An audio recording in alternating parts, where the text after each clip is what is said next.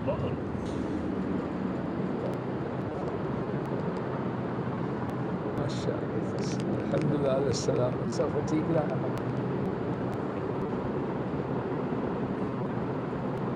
سلام کریے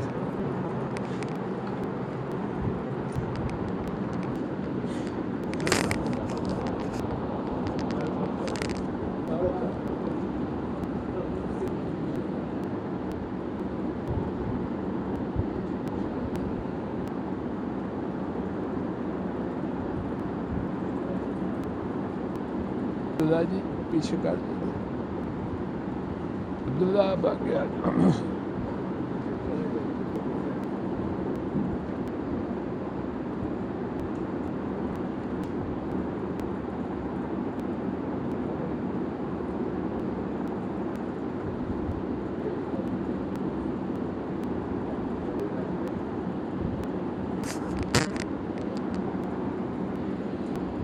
درمیان میں آؤ معاذ حارث ادھر درمیان میں آ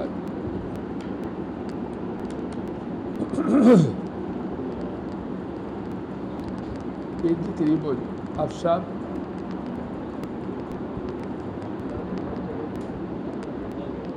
قریشی صاحب الحمدللہ وکفی والسلام علی عبادہ الذین اصطفی۔ آج اللہ مالک کی توفیق سے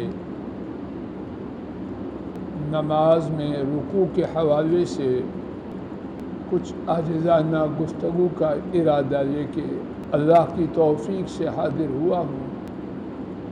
اللہ کریم اپنے فضل و کرم سے ٹھیک بات ٹھیک انداز سے عرض کرنے کی توفیق عطا فرمائے۔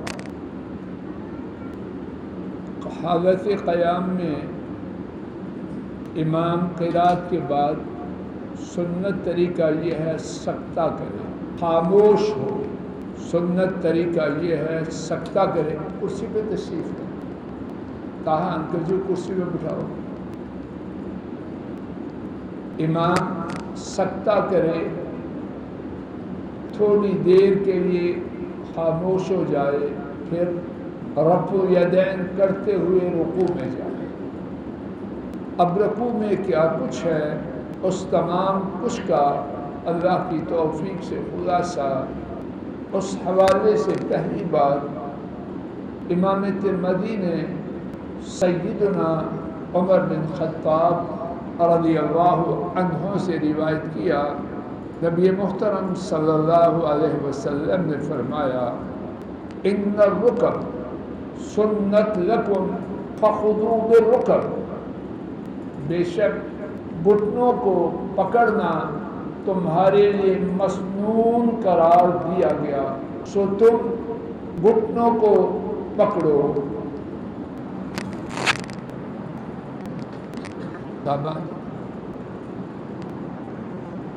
رکوع میں جانا ہے تو رکنوں کو اپنی دونوں ہتھیلیوں سے پکڑنا۔ اسی حوالے سے دوسری بات، ابتدا میں رکوع کے دوران ہتھیلیوں کی کیفیت اس سے جدا تھی، اور وہ یہ تھی تطبیق۔ تطبیق کا معنی یہ ہے دونوں ہتھیلیوں کو باہمی جوڑنا اور انہیں اپنے گھٹنوں کے درمیان رکھنا، اس کا نام ہے تطبیق۔ سمجھ آ رہی؟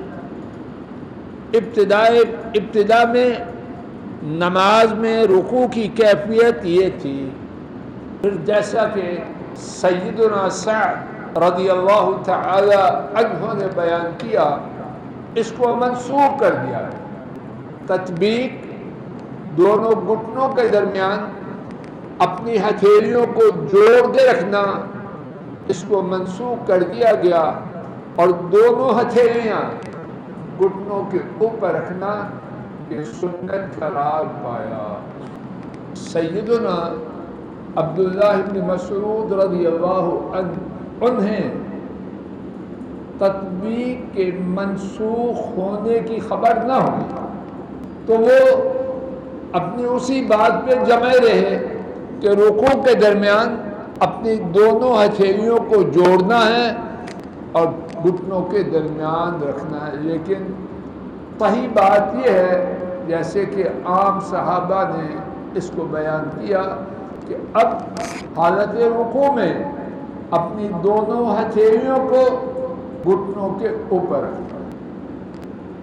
اس حوالے سے دوسری بات اور پہلی بات کے ضمن میں وہ بات ہے، لیکن مزید وضاحت کے لیے کہ اپنی ہتھیلیوں کو گھٹنوں پر اس طرح رکھنا ہے گویا کہ وہ دونوں ہتھیلیوں سے گھٹنوں کو پکڑنا۔ ایک ہے سادہ رکھنا، ایک ہے پکڑنا، دونوں میں فرق ہے۔ رکھنا تو یہ ہو گیا اور پکڑنا بات واضح ہو رہی، داڑھی سے ادھر ہو جائے اورم جی ادھر ہو جائے۔ پکڑنا اور رکھنا دونوں میں فرق ہے، اور میرا گمان ہے اللہ کرے غلط ہو کہ کہنے اور سننے والوں کی ایک بڑی تعداد وہ گھٹنوں پر ہتھیلیاں رکھتے ہیں، گھٹنوں کو۔ تو سنت طریقہ کیا ہے؟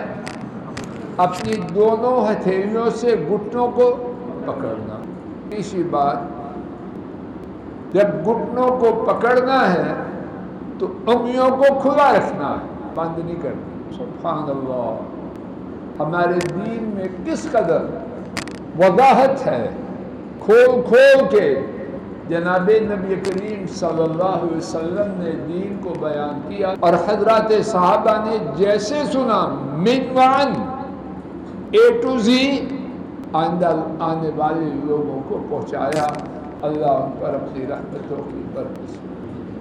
چوتھی بات، رکوع کرنے کے بعد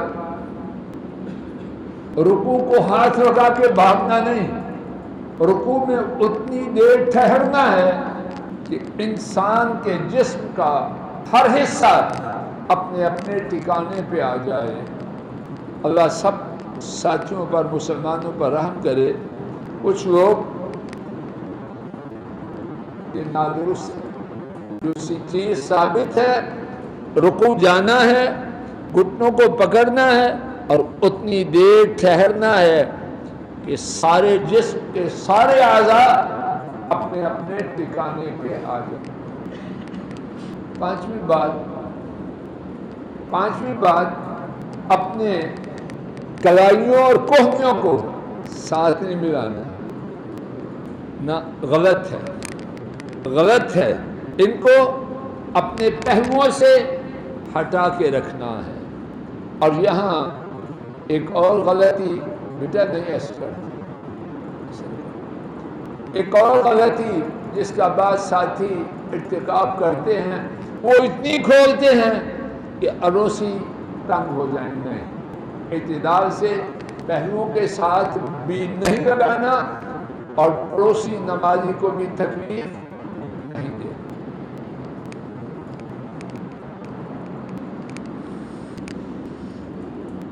نمبر 6، اپنی پشت کو پھیلانا ہے اور بالکل برابر کرنا ہے۔ بڑی تعداد ایک دم سیدھی رکھی بقدر استطاعت۔ ہمارے دین میں ہر چیز اتنی ہے جتنی طاقت ہے۔ ایک بڈھا معذور کمزور شخص سے نہیں کر سکتا، کوئی بات نہیں، گھبرائے نہیں۔ یہ بات اس کی ہے جس میں طاقت ہو، وہ کیا کرے؟ ایک دم اپنی پشت کو جتنا پھیلا سکتا ہے اس کو پھیلائے۔ ساتویں بات، اور یہ بات بھی اللہ پاک مجھے آپ کو ہدایت دے، اکثر اس کی مخالفت نظر آتی ہے، یہ ٹھیک ہے، بعض ساتھی سر نیچا کرتے ہیں، سمجھتے ہیں کہ اس میں عاجزی شریعت کے حدود میں، پھر عاجزی کرنے بیٹھی جائے۔ عاجزی شریعت کے حدود میں، رکوع کرتے ہوئے حدیث شریف میں واضح طور نہ سر کو اوپر کرنا ہے نہ نیچے کرنا ہے، اپنی پشت کے برابر میں۔ رکوع کے حوالے سے کہ اس میں اطمینان سے رکوع کیا جائے، نبی کریم صلی اللہ علیہ وسلم نے اپنے متعدد ارشادات عالیہ میں اس کے بارے میں بات کو خوب کھول کر بیان کیا۔ نبی کریم صلی اللہ علیہ وسلم نے ایک شخص کو دیکھا کہ وہ اپنے رکوع اور سجدے کو پورا نہیں کر رہا۔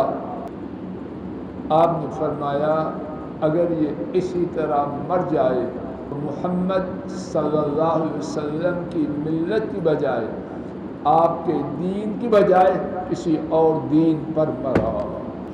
خوفناک بات۔ اگر رکوع اور سجدہ مکمل نہیں کیا تو رحمت دو عالم صلی اللہ علیہ وسلم کی وعید کیا آئی؟ اگر اسی طرح نماز پڑھتے ہوئے مر گیا تو کیسے مرا؟ محمد صلی اللہ علیہ وسلم کے دین کے علاوہ کسی اور دین پر مرا۔ اللہ ایسی موت سے بچا۔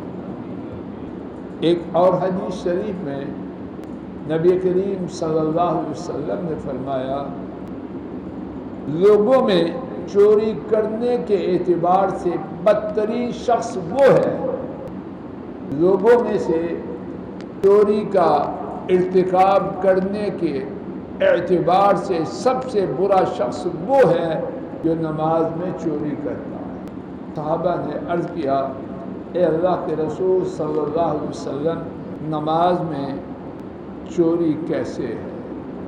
وہ نماز میں چوری کیسے کرتا ہے؟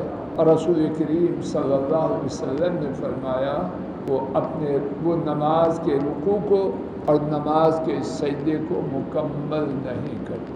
کتنا زیادہ سنگین معاملہ ہے، نماز بھی پڑھی اور بدترین چوری کرنے والا بھی بنا۔ اللہ ایسی حرکت سے معافی۔ رکوع کے حوالے سے ایک اور بات، رکوع میں پڑھنے کے بارے میں کیا پڑھا جائے، اس کے بارے میں متعدد دعائیں ثابت ہیں۔ ان میں سے ایک دعا سبحان ربی العظیم، اور یہ 3 دفعہ، چاہے 5 دفعہ 7 دفعہ بھی پڑھ لے، لیکن 3 دفعہ اہتمام کرے کہ پڑھا جائے۔